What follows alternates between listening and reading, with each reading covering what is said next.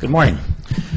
Steve asked me to talk a little bit about public policy and federal support for higher education, what the federal government has been doing recently to and for higher education, and what we might see in an Obama administration. That's what I spend most of my daily life worrying about, so I'll talk with you a little bit about that. In an era in which it's commonplace to paint Congress as a bunch of do-nothing clowns, the 110th Congress actually did a fair number of things that will affect higher education and student access to colleges and universities.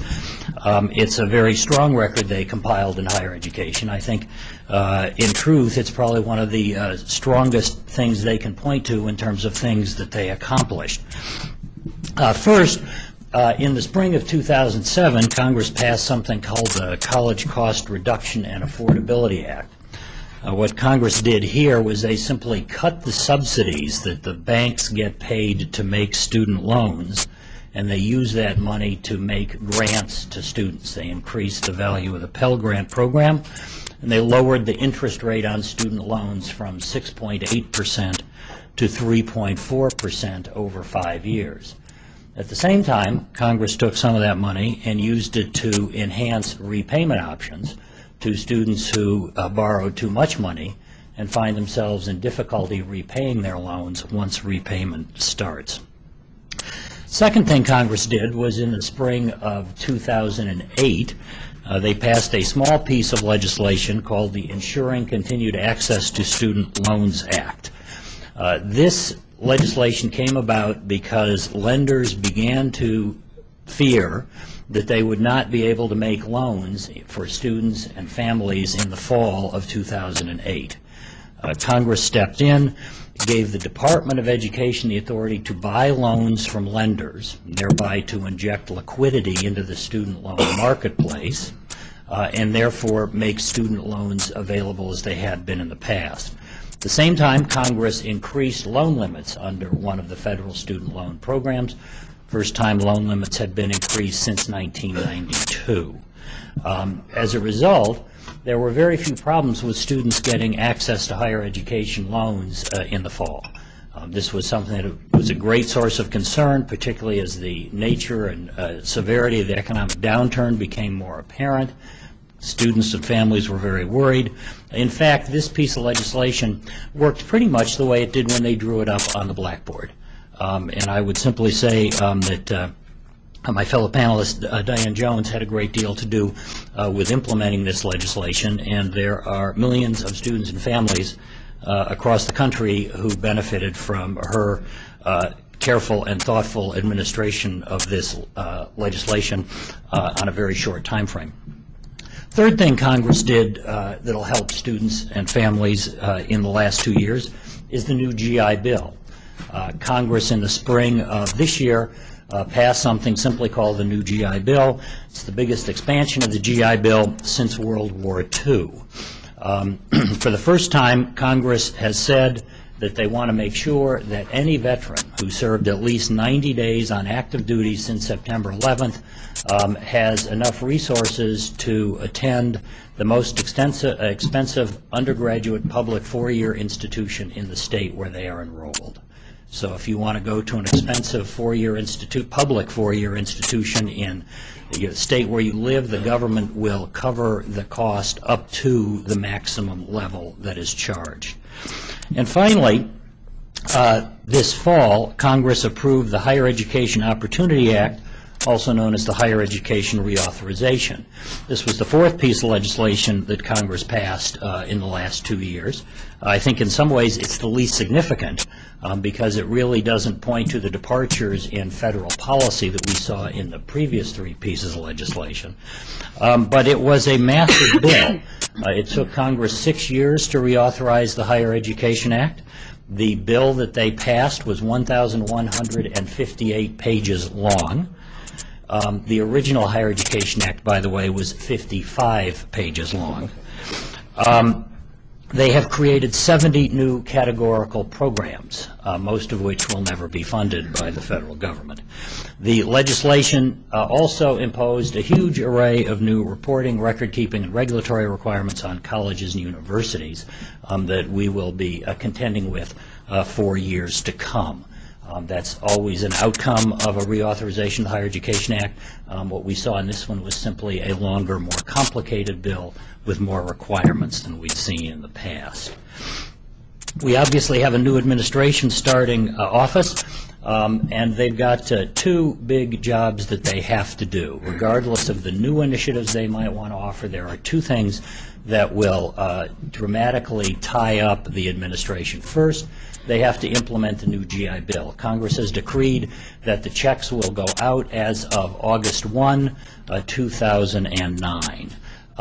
The GI Bill that they're going to put in place will require the Department of Veterans Affairs, to come up with 3 new payment systems. In the past, VA has simply sent a check every month to the veterans. The veterans have cashed the check and decided where to spend it. Under the new GI Bill, under law, the government has to send a check to colleges and universities in the name of each veteran that is enrolled. The Veterans Administration has not sent checks to colleges and universities since the Second World War. They didn't have a mailing list.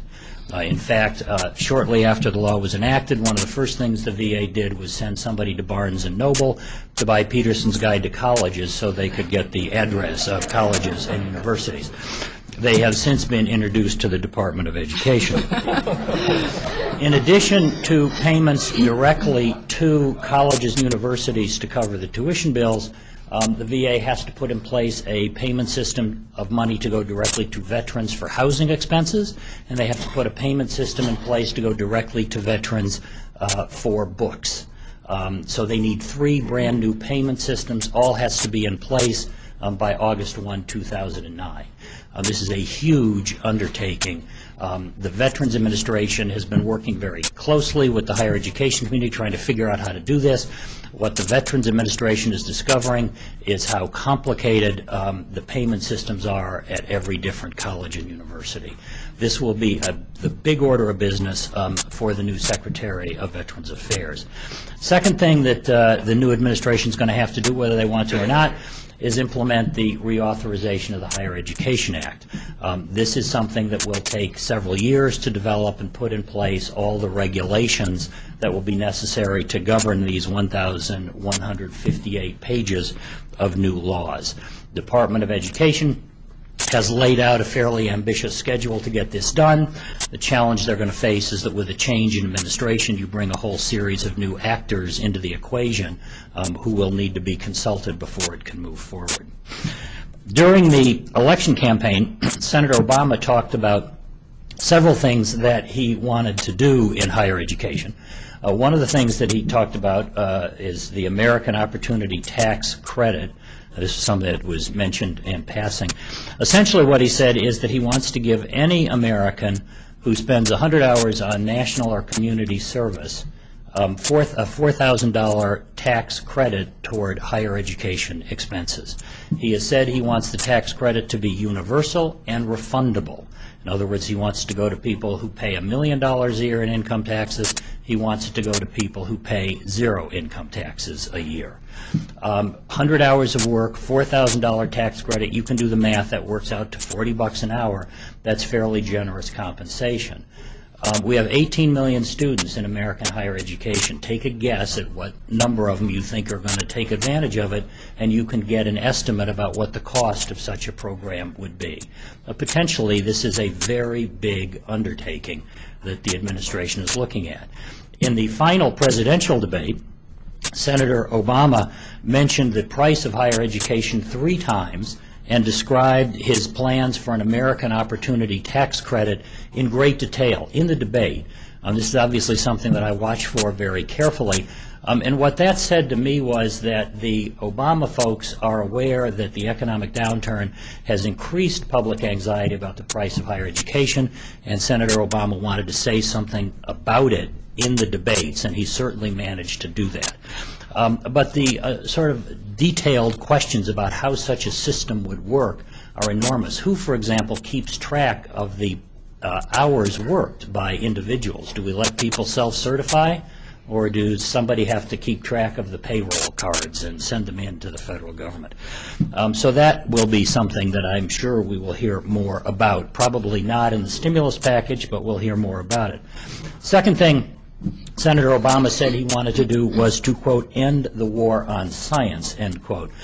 This is essentially a way of saying I want to reverse President Bush's ban on embryonic stem cell research in biomedical fields. There's a considerable debate going on now among Democrats with whether President Obama, when he's president, can do this by executive order or whether or not he needs legislative authority to make it happen. Best guess is you will see an executive order about January 21st, and you will see some legislation coming down the road later.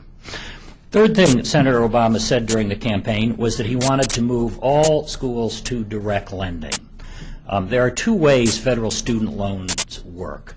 In Model A, the government pays a subsidy to banks. Banks makes loans to students. Students repay the banks. If the students don't repay the banks, the federal government follows them to the end of the earth to get the money back. Second model, which was created by President Clinton in 1993, the federal government lends the money directly to the students. The students repay the federal government, and if they don't repay, they still get followed to the end of the earth. Senator Obama in the campaign said he wanted to put all schools in direct lending because he believes that direct lending is cheaper than paying subsidies to banks, and therefore we can save money if we do that. That was the original idea to create direct lending, was it would save the government money. Obviously, this would be a big change in federal policy. About 70% of all federal student loans are made through banks at the present time. This would put federal student loans completely in the hands of the federal government. It is a very big change in federal policy if he pursues it. Fourth thing that Senator Obama said he wanted to do during the election campaign was to put more money into the Pell Grant program. A Pell Grant program is a voucher given to low-income students. They get the money. They decide where to spend it. It's a very popular program among Republicans and Democrats alike. Democrats like it because the money overwhelmingly goes to low-income individuals. 95% of it goes to people making family incomes less than $40,000. Republicans tend to like it because it's a voucher. It puts the money in the hands of the individual decides where to spend it. The challenge with the Pell Grant program is that increasing the value of it is a very expensive proposition. And Senator Obama has said he wants to do it. Obviously something that I am very much in favor of. We're now waiting for a stimulus package. You've probably been reading about this in the newspapers, hearing about it in the media. It'll be a fairly complicated package. There's a great deal of pushing and pulling within the administration in terms of putting this together. The higher education community has been asked for its views about what might be appropriate for a stimulus package, and we have pointed to two things. First would be money for student aid, particularly money for the Pell Grant program. In a tight labor market, we typically see lots of low-income individuals return to college to complete a degree or go to college to gain a trade. So we think that helping them do that builds the nation's human capital, and it also takes them out of an overcrowded labor market. And the second thing that we have asked for is for some infrastructure assistance for academic facilities. Building the nation's physical infrastructure will be a big part of the stimulus package. Many colleges and universities have academic facilities that are, to use the lingua franca of the Washington these days, that are shovel-ready. Don't you wonder where we get some of these phrases in Washington? And we have said that if we are going to have infrastructure investments, that colleges and universities, public and private, ought to be possible sources where some of these facilities could be put in place. Government never works quite as fast as people think it will work. People started out saying that they wanted to have a stimulus package on President Obama's desk on Inauguration Day. Now they're saying that they will have it done by President's Day recess, or there won't be a President's Day recess. The fact is, this is a big piece of legislation. It will be very complicated to put together, and we really want the government to take some time putting it together. In general, I think if government is going to make a mistake, it makes it when it does things very quickly. It's not that we have to worry when they take time. They seem to debate endlessly, and they work things around very carefully, and there's lots of pushing and pulling. That's probably a pretty good thing. They're less likely to make mistakes. It's when they spend a lot of money on things that haven't been carefully vetted that things tend to go wrong. So I think the next 6 months, certainly for anybody with an interest in politics or political science or public policy, will be a very interesting time in Washington, D.C., perhaps comparable to the interest and the activity that we saw in 1981 after Ronald Reagan was elected president. Government will be doing a lot of things and be doing a lot of different things than they've done before, and it's something that we'll all have an interest and a stake in watching. Thank you very much.